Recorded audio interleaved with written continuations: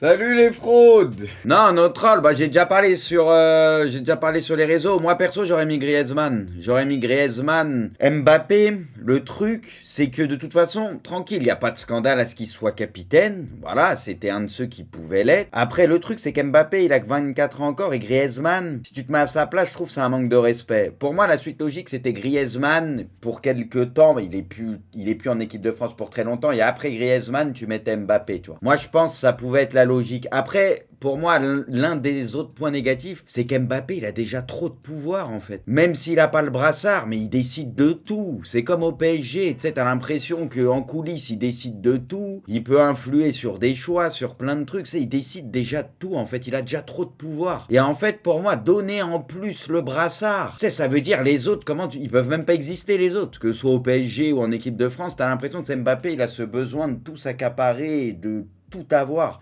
Et des fois, trop c'est trop. Et je pense que tu peux frustrer certains de tes coéquipiers qui sont aussi des grands joueurs, etc., à vouloir trop, en fait. Moi, c'est le sentiment que j'ai. Je pense que c'est une petite erreur. Valait mieux le donner à Griezmann pour équilibrer légèrement ça. Ça aurait été Mbappé qui avait quand même le plus de pouvoir, brassard ou pas brassard. Mais au moins, Griezmann, il se serait senti un peu important, et même vis-à-vis peut-être des autres joueurs, tu vois. Moi, c'est comme ça que je vois les choses. En fait, le truc, c'est que les gars, Deschamps, s'il l'avait pas donné à Mbappé, ça aurait fait des histoires, ça aurait gueulé comme pas possible. En fait, Deschamps, il est obligé de le donner à Mbappé. S'il lui avait pas donné, les gars, ça aurait fait des scandales, vous savez très bien. Il y aurait eu le feu en équipe de France. Donc, de toute façon, lui, il était bloqué, quoi. Il était bloqué sur ça. Grisou a plus de passifs. Ouais, c'est ça, c'est qu'en plus, Grisou, tu sais, c'est pour quelques années. Mbappé, à 26 ans ou quoi, il aurait été capitaine de l'équipe de France, c'est ça le truc. Grisou, il a quand même de l'expérience, tu vois, c'est un ancien, l'un des derniers ou le dernier dans cette équipe avec Giroud, tu vois, ils sont plus beaucoup au final.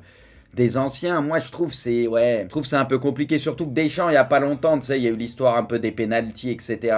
Déjà qu'on lui a retiré, tu sais, on lui a retiré de l'influence à Griezmann depuis quelques temps. Mbappé, ça a accaparé pas mal de trucs, il y avait aussi le retour de Benzema qui ont fait que, et je trouve c'est trop le reléguer encore plus. Moi, franchement, je suis à la place de Grisou, je prends ça pour un manque de respect. Bon classement de Ligue 1, les gars. Mine de rien, il y a un petit écart qui s'est fait, hein.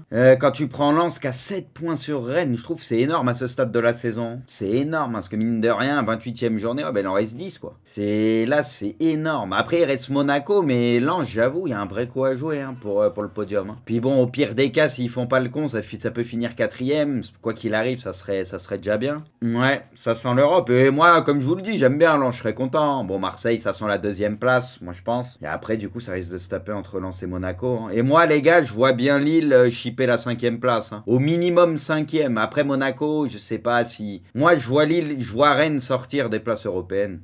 Parce que Lille, je sais pas, Lille, je trouve c'est... Après, là, tu me diras, ils ont battu Paris et tout, mais je sais pas, Lille, ça m'impressionne un peu plus, je trouve. Bon, Nantes a 7 points d'avance sur le premier relégable, ça va, l'écart est encore là, alors qu'ils n'avaient pas pris trop de points, ils ont fait 2 nuls d'affilée. Et après, il y aura un calendrier contre des équipes qui sont derrière.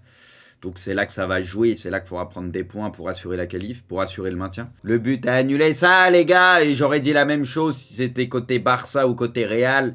Moi, je suis honnête, les gars, ces cas de figure, là, la caméra, l'angle, ce que tu veux, les pointillés, ils peuvent te mettre ce que tu veux. Tu peux rien dire, je vais dire, ça peut basculer de l'autre côté, tu pourrais rien dire aussi, ça c'est les cas de figure, c'est 50-50, t'as l'impression, ils mettent ce qu'ils veulent, on sait pas, et ce but, mine de rien, il aurait pu changer la donne, parce que si le Real gagne, ça relançait un peu la fin de championnat, enfin, même si le Barça restait devant, il y avait encore de l'avance, mais c'était pas impossible de revenir, là maintenant ça a tout plié, surtout que derrière, tu te prends le but, quoi. Le Barça confirme qu'il est la meilleure équipe d'Espagne, 3e succès de rang face au Real, et je crois que c'est 5 victoires sur les 6 derniers Clasico. Donc ouais, ils ont repris l'ascendant. C'est vrai qu'il y a un moment, le Real, ils ont eu une meilleure période. Ils avaient enchaîné le Barça, ils les dominaient. Là, ils ont repris le dessus sur ça. Et après, écoutez, de toute façon, le Real, ils n'avaient pas le choix. Fallait attaquer à la fin. C'est pour ça que ça sentait le but du Barça. Parce que un nul, ça les arrangeait pas. Le Real, fallait gagner absolument pour relancer un peu le suspense et tout. Du coup, tu te découvres et c'est là où ils en ont bien profité le Barça, hein. Après, le Real, ouais, ça a pas fait un gros match. Tu sentais qu'il y avait que Vini qui était capable d'apporter quelque chose et de faire les diffs devant, parce que Benzema ces derniers temps il est un peu plus emprunté, même si comme j'ai déjà dit je m'en fais absolument pas pour lui en Ligue des Champions, à pouvoir se reposer un peu, tu le sens il est fatigué, mais je pense que LDC va nous ressortir des gros matchs. Et de l'autre côté, le Barça pareil, c'était pas un Barça impérial extraordinaire ce que tu veux, mais bon, Ils méritaient un peu plus et ils sont allés chercher leur victoire, quoi. Ouais, mais il était horrible, Vini, il a tout raté. Je suis pas complètement d'accord avec ça. C'est pas son meilleur match, bien évidemment. Il y a du déchet, même s'il a de la réussite. Le premier but, c'est lui qui l'apporte. Les diffs qu'il pouvait faire des fois sur Araujo, c'est lui, mais la plupart du temps, il accélérait. Les autres, ils n'arrivaient pas à suivre. Ils pouvaient même pas centrer ou la donner de manière intéressante parce que les mecs, ils sont encore 20 mètres derrière. Faut être honnête. Faut être honnête, les gars. Il était pas suivi, Vini. C'était trop compliqué, là. Joyeux anniversaire, ah putain, Fernando. C'était un beau joueur. Lui, pareil, s'il n'avait pas eu les blessures, tous ses pépins, il aurait pu faire une grande carrière. Il a eu une période où il était incroyable, mais ça n'a pas duré très très longtemps, quoi. Le PSG n'est plus si sûr de vouloir prolonger Messi, mais pourquoi vous voulez vous attribuer ça alors que c'est Messi qui vous a mis 3 plans et qui veut pas prolonger? On le sait tous que Messi, dès le début, il a temporisé, il a dit non pour le moment et tout, et là maintenant ça va vouloir faire bluff parce que Messi, il veut pas prolonger, ça va faire style, oh c'est nous qui n'avons pas voulu le prolonger. Ils ont essayé 12 fois de le prolonger déjà. Le club réfléchit à l'évolution à donner au projet sportif et a compris que la progression de l'Argentin ne fait pas l'unanimité chez les supporters. Hâte de voir l'année prochaine sur qui ça va taper. Hein. Ça tapait sur qui les gars les autres années avant Messi? Bah ça tapait sur Neymar. Bah c'est Neymar qui va reprendre le flambeau. Hein. Même quand il sera pas là 6 mois, c'est lui qui va manger pour tout le monde. Hein. Gvara cette saison en Serie A 12 buts, 10 passes D. C'est le premier joueur à passer la barre des 10 buts et 10 passes D décisifs. Ah, il a 10 passes D lors de sa première saison depuis 2006-2007. Ah, mais c'est énorme. Puis c'est très beau à voir jouer, quoi. Tu vois, quand tu regardes des matchs et que tu vois des mecs comme ça jouer, j'avoue, c'est kiffant. Oh, mon roi! Incroyable, il est bien sapé, Maignan, les gars, moi je valide. Didier Deschamps confirme que Maignan sera désormais le gardien numéro 1 des Bleus. Ah bah, heureusement. Il va nous faire du bien, les gars, avec son jeu au pied et tout, hein, vraiment.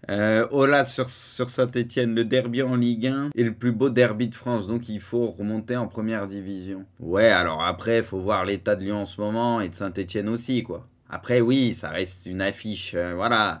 C'est un match spécial, mais il faut aussi que les équipes, ça aille mieux, quoi. La folie devant un restaurant en Argentine au moment de la sortie. Léo, va, Léo!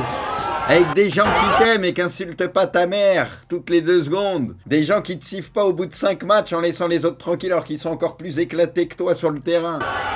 Va voir des gens qui t'aiment et qui comprennent le foot, Léo, va! Antoine est déçu et touché de ne pas avoir été nommé capitaine des Bleus. Il rêvait de porter le brassard jusqu'à l'Euro 2024. Moi, franchement, les gars, Deschamps lui devait ça et ça aurait été mérité. Moi, je comprends Griezmann, la vérité. Jusqu'à l'Euro, vas-y, ça arrive dans 1 an. Et après, tu donnes à Mbappé, tu vois, tranquille. Il aurait mérité, franchement, il aurait mérité ce brassard. Je l'aime bien, Haaland, moi, je sais pas. Ouais, il dégage de la sympathie. T'as vraiment l'impression que c'est quelqu'un d'authentique et qui est sympa, quoi, vraiment. Moi, après, on le connaît pas, voilà, dans la vie de tous les jours. Et des fois, sur les images, ça te montre des choses, et voilà, ça peut être trompeur, mais en tout cas, il dégage vraiment ça. Non, moi, j'ai vraiment l'impression qu'il dégage ça, et tu le vois sur le terrain, il est toujours heureux quand ses coéquipiers marquent. Tu sais, il a une attitude, et je trouve que c'est...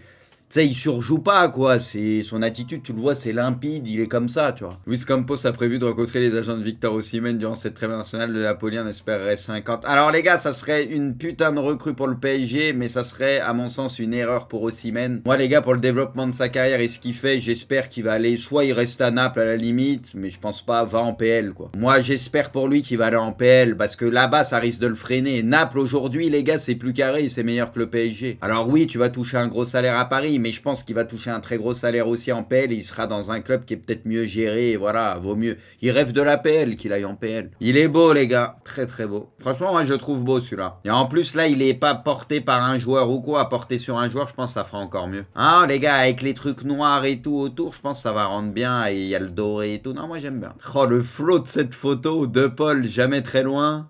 De Paul Paredes autour, le flow, on dirait le roi, les gars. Messi, c'est vraiment le roi, là, sur la taupe. Avec sa garde personnelle, les gars.